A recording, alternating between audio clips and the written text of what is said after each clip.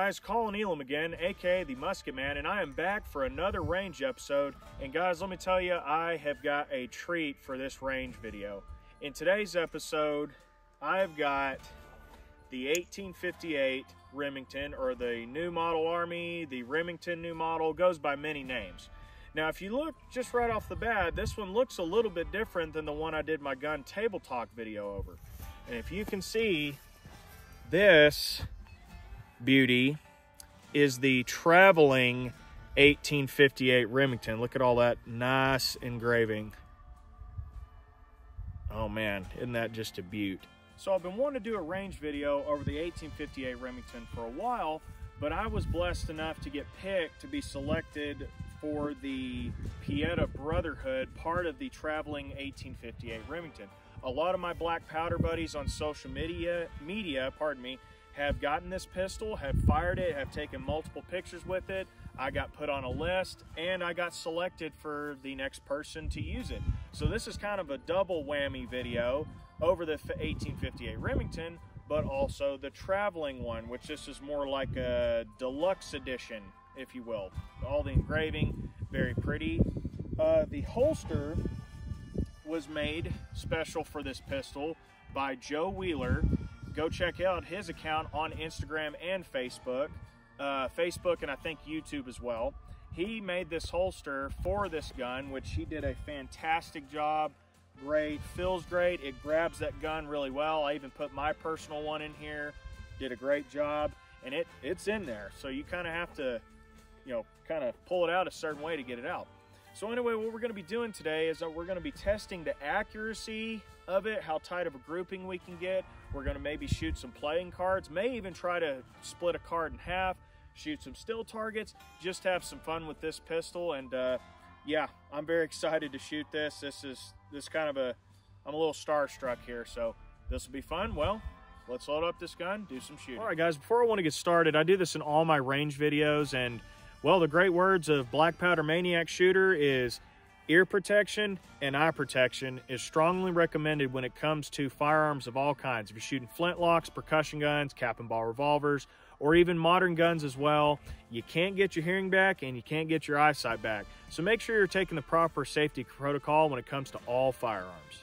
All right, so here's kind of on the table what we're going to be shooting today. Here's a better close-up of the traveling 1858 Remington. As you can see, as gorgeous as ever. Some of the things we're going to be shooting today, an old iPhone, as you can see, has been a little bit damaged, not really worth anything anymore. We got some old playing cards. We're going to try and shoot those, maybe even try to split a card. We've got number 10 CCI, number 11 CCI caps. I'm not sure exactly which ones they are yet, so I'm going to have to figure that out. We got some 44 caliber cap and ball wads that we'll be putting over our powder. We have got 3F Go-X black powder. I will be shooting more of a traditional powder out of this pistol versus Pyrex. And we're going to be doing about a 30 grain powder charge. Now, the balls that I'll be using today are, let's see if I can get them open. There we go. Are the .457 round balls. They're a little bit bigger than your standard .454s, but not by much. So we're going to be just shooting those today, maybe to get more velocity, kind of get some more damage. And that's really only the ones I had at the very moment, hadn't cast anymore. So here's kind of what we're going to be doing. We're going to load it up. We're going to shoot for accuracy. We're going to be shooting to hit a card. We're going to be doing a bunch of fun things with this pistol because I am just really excited. So let's see what we can do. All right, so what I like to do, similar to my last musket video, is I'm going to pop some caps off on the nipples or the cones, however you like to say, to get out any grease or moisture that might be trapped in there, which could cause a hang fire or even a misfire. Now, you don't have to do this, but a lot of black powder shooters recommend it. And it's very similar to my 1860 Army video. Most cap and ball revolvers are all the same, but let me show you what I'm doing. So what you're gonna do is you're gonna put the gun on half cock, which frees up the cylinder just like that. And we're gonna get our caps. Now, these are CCI number 11s. I figured it out. That's the size. And there's a little cap. Maybe the camera can pick it up. It's kind of hard. Okay. And what you want to do is what I like to do is pinch them just a hair. Some guys advise against that. I like doing it to ensure that they won't come off, and just slide it on just like that. Let's do it again. I'm going to show it again. There's your cap, pinch, just a little bit. As you can see, it just makes it a slight oval. There we go, just like that. So you'll repeat that process 6 times, and then you'll just fire them off just to blow out any ember, anything that just could be clogging up your nipple. All right, so now that you got your gun all capped up, you're just gonna shoot it normally. Even though this gun is not loaded, there's just caps on the nipples, again, just to blow out any grease or anything like that. So here we go.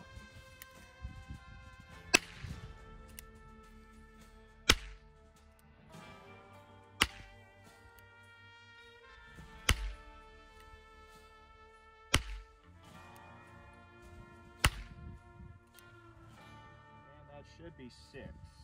Let's see here. 3, 4, 5, 6. There you go. And as you can see, a lot of those caps, as they were popped, they were just kind of falling off the sides. You see, I was kind of tipping it over to kind of assist the spent cap to fall out to keep from jamming up the gun. So there you go. Now that we've cleared all that out, we can load it up, cap it, and shoot it for real. All right, so the next process, again, is similar to the 1860 Army videos you watch. We're going to begin to load this up. Now, we're not using any paper cartridges in this video. This will just be loose powder, simply because the gun is not mine. I could use paper cartridges, but I just don't want to do that. So here's what we're going to do. I've got a little brass measure here. As you can see, I've got it set for 30 grains. For the type of shooting we're going to be doing, 30 grains is plenty. You don't really need anything more than that. Will the gun hold that? Yes, it'll actually go to about 40 to 45 if you're lucky. Do I recommend that? No, not really, especially if you're just target shooting. So 30 grains is going to be just plenty. And again, I got my little horn here. Again, we got 3F pistol powder of GoX. And what we're going to do, usually you would put your finger over this, pour it, and it would fill that little funnel up. But I think this is only a 15 grain little funnel, and I want a little more. So what we're going to do is we're going to just open that lever, and we're just going to let it fill up with powder, just like that. Okay, we'll put this back. The little funnel right here, we're just going to close up. Now, it may not be exactly 30 grains every time. That may have been closer to 28 or 29. When you do it this way, you're not going to get consistently perfect unless you got like a scale or something like that. So what we're going to do with the pistol is we're going to put it on half cock. Again, if you see, that'll free up the cylinder. And what we're going to do is just pick a chamber. All chambers are empty. And all we're going to do is just pour the powder in, just like that. Shake it around a little bit. There we go. I like to check, make sure all the powder came out. Yes, it did. Now, some of you are probably going, well, 30 grains didn't really fill up that chamber very much. No, not really. And this first session, if I feel it needs 35 grains, I might up that because I can see it's way down there. But we're just going to stick with 30. Then we got a lubricated felt wad here. What I like to do is just put that right on top of that chamber. Didn't quite go in there, but that's okay. Get the loading lever, and I like to go ahead and just seat it all the way down, just like that. And as you can see, it's completely gone. That is seated on the powder. If you can get in there and see it, it's kind of hard to see. There we go. And the next step is we're going to grab your ball, .457. Some people shoot .451s, .454s are the most common, or the .457s. So just make sure you have it on top of your loaded chamber, and we're just going to drop that ball in there. It's just going to sit on top, just like that. We're going to roll it over. I'm going to bring it up, and we're going to bring it under the loading rod, loading lever, just like that. I see that. There we go. Went all the way down, nice and tight. Bring it back up, and as you can see, you got that loaded. Oh, come on. And there's the piece of lead that usually shaves off, and I'm guessing this chamber hasn't really been coned, and that's why it's shaving off so much lead, and it's a bigger ball than the .454. So that's what you want to see. So now that we got one chamber loaded, you will repeat that same process 5 more times. Now, just like the cap, what we did earlier, if you have a capper that works for these guns, it can, but I know the Remington models kind of have that gap here, so it's hard to get a capper in there. So we're going to find that loaded chamber, which is this one right here. So it'll be this nipple right here. We're going to do it again. Pinch and place on the nipple, just like that. There we go. So that is loaded. Again, you'll repeat that process 5 more times. I typically cap after the whole gun has been loaded. I do that last, but I did that to show you once the gun is loaded, kind of what that looks like. So once you've repeated that 5 more times, it's ready to rock and roll. Okay, so now that you've got it all loaded up, so we can see cylinder is still free, all 6 chambers are loaded. Now I'm going to show you how to safely carry this gun with all of the chambers loaded. Now I don't recommend this if you've don't have any experience with single action pistols, but here you go. So what you want to do is you'll have to bring it back to full cock, right? Just like that. And what you're going to do is you're going to gently let the hammer sit down. Now it's on a loaded chamber. If you were to carry it like this and you accidentally hit something hard enough, it could just discharge the gun. But if you see these little cutouts on the cylinder, just right here between the chambers, that is your safety notches so you can carefully carry 6 and be safe. So all I'm going to do is just barely pull it back till it release. See it release the cylinder. I'm going to move it over and I'm going to drop it on that empty or between the chambers. Look at that. Locks it up. So now you've got 6 safely loaded that you can carry in your holster. There's no way for the gun to just discharge if you have it sitting on there. I know cowboy action shooting societies do that differently, but this, if you want to have 6 loaded, this is how you safely do it. That way you don't have an accidental discharge. All right, guys, now that we got the 1858 Remington all loaded up, we're going to be shooting about 15 yards at the little target. I'm just going to see with 2 hands how good of a grouping I can get. So let's see what we can do.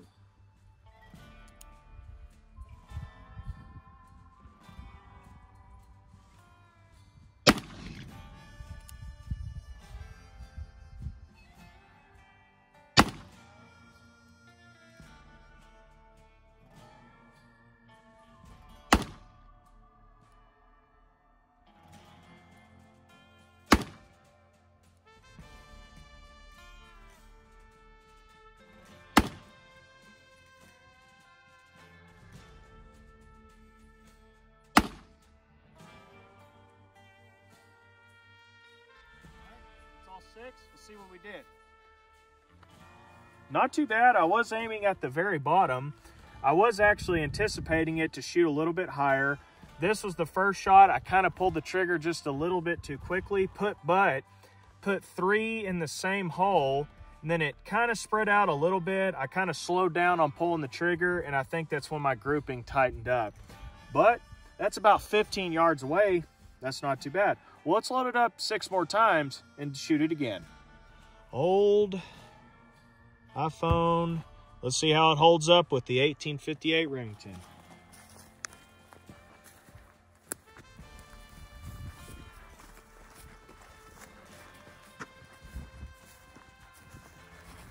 About here is good.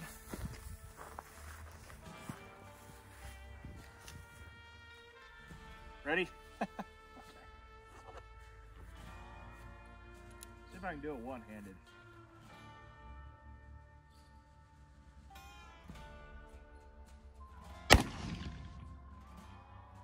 Looks like a shot low, huh?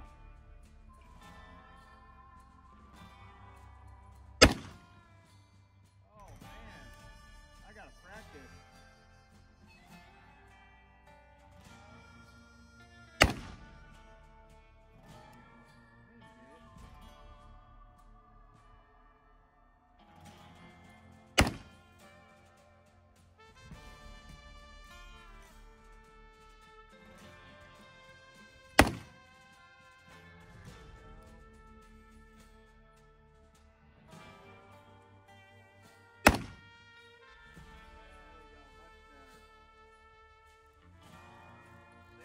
Let's go look at it.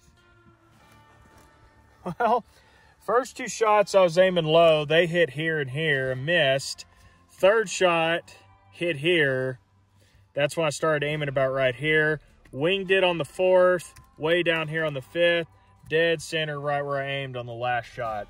Let's see. Yeah, it's yeah, that's healthy. I probably should be breathing that in. It did not make it. The iPhone, whatever model this is, did not hold up to the 58 Remington. That round ball just blew it to bits. Let's see if there's any January 6 tapes in here or anything. Nope, I think they got them all. Oh yeah, well, there you go. Didn't hold up too well.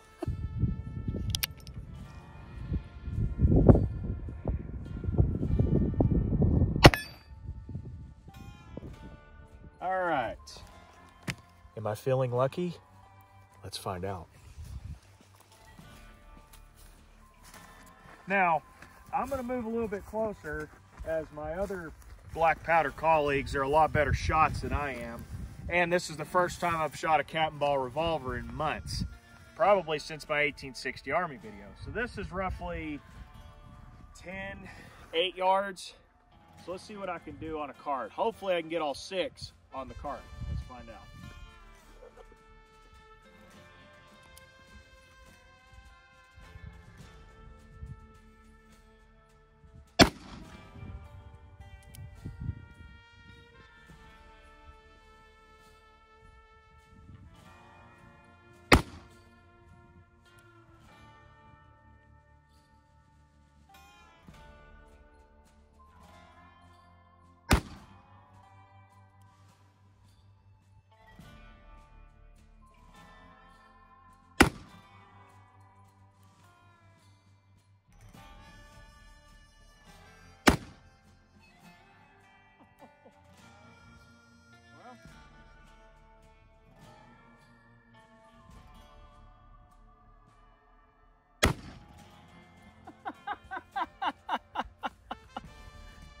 I think I split it in half.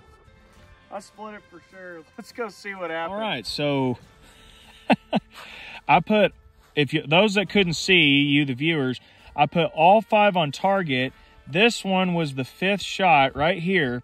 Knocked the card off of the target. It hit the ground. I had 1 shot left. I decided to shoot, and I actually hit it and split the card all right here. So at 10 yards, I was able to put all 6 on target and even managed to split the card. Yeah, this pistol is a lot more accurate than we give it credit for. All right, guys, we've seen what this thing can do to a card roughly at 10 yards. This is a little bit further. Surely it can ring some steel.